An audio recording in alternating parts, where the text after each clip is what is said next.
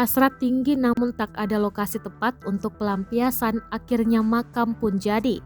Inilah yang terjadi di kompleks pemakaman etnis Tionghoa yang berada di Dusun Cicabe, Desa Cikahuripan, Kecamatan Cimanggung, Kabupaten Sumedang, Jawa Barat.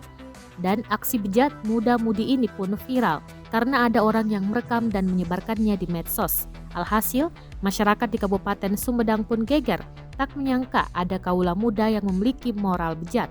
Melansir Tribun Jabar, sejoli itu kepergok melakukan hubungan layaknya suami istri di kompleks makam.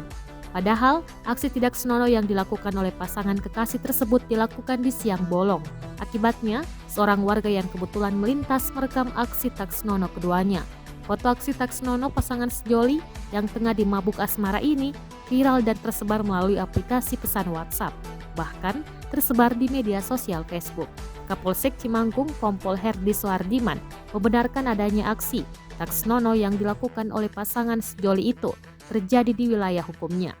Meski begitu, kata Kapolsek, pihaknya masih melakukan pendalaman berkaitan dengan dugaan tindakan asusila itu.